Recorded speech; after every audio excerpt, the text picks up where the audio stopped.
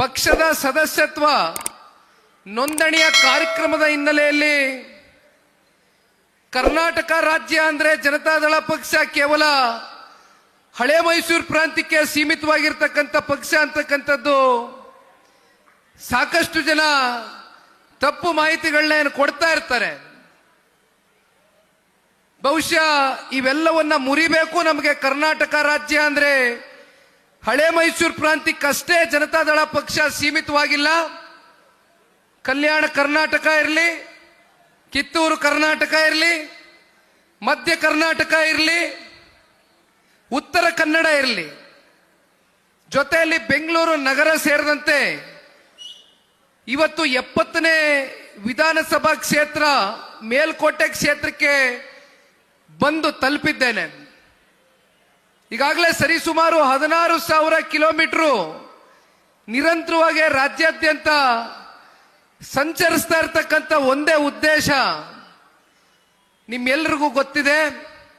ಜನತಾದಳ ಪಕ್ಷ ಸನ್ಮಾನ್ಯ ದೇವೇಗೌಡರು ಸಾಹೇಬರ ಹೋರಾಟದ ಹಿನ್ನೆಲೆಯಲ್ಲಿ ಸ್ಥಾಪಿತವಾಗಿರ್ತಕ್ಕಂಥ ಪಕ್ಷ.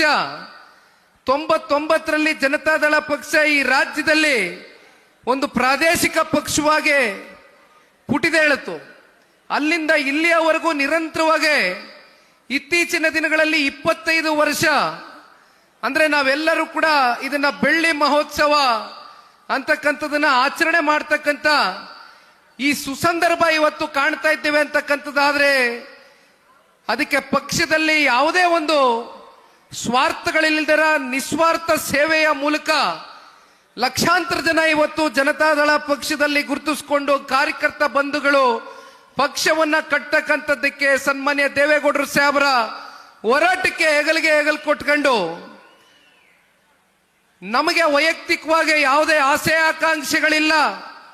ಒಂದು ಪ್ರಾದೇಶಿಕ ಪಕ್ಷ, ಕನ್ನಡ ನಾಡಿನ ಅಸ್ಮಿಯತೆಗೋಸ್ಕರ ಹುಟ್ಟಿರ್ತಕ್ಕಂಥ ಈ ಪಕ್ಷ ಕನ್ನಡದ ನೆಲ ಜಲ ಭಾಷೆಗೆ ನಿರಂತರವಾಗಿ ಗುರುತಿಸ್ಕೊಂಡು ಹೋರಾಟ ಅಂತಕ್ಕಂಥದ್ದನ್ನ ನಾವಿವತ್ತು ಈ ಒಂದು ಮಂಡ್ಯ ಜಿಲ್ಲೆ ಅಂತಕ್ಕಂಥ ಪುಣ್ಯ ನಾಡಿನಲ್ಲಿ ಪುಣ್ಯ ಭೂಮಿಯಲ್ಲಿ ನಿಂತು ಮಾತನಾಡಬೇಕಾದ್ರೆ ಜನತಾದಳ ಪಕ್ಷಕ್ಕೂ ಮಂಡ್ಯ ಜಿಲ್ಲೆಗೂ ಇರ್ತಕ್ಕಂಥ ಒಂದು ಸಂಬಂಧ ಏನಪ್ಪಾ ಅಂದ್ರೆ ಮಂಡ್ಯ ಜಿಲ್ಲೆ ಅಂತ ಇದ್ದಂಗೆ ನಮ್ಮೆಲ್ಲರ ತಲೆಗೆ ಮೊದಲು ಬರ್ತಕ್ಕಂಥದ್ದು ಹೋರಾಟ ಅಂತ. ಅಂದ್ರೆ ಚಳುವಳಿಗಳು ಅಂತಕ್ಕಂಥದ್ದು ಮಂಡ್ಯ ಜಿಲ್ಲೆಯಲ್ಲಿ ನಿರಂತರವಾಗಿ ನಮ್ಮ ಕಾವೇರಿಯ ಮಾತೆಯನ್ನ ಉಳಿಸಿಕೊಳ್ಳುವ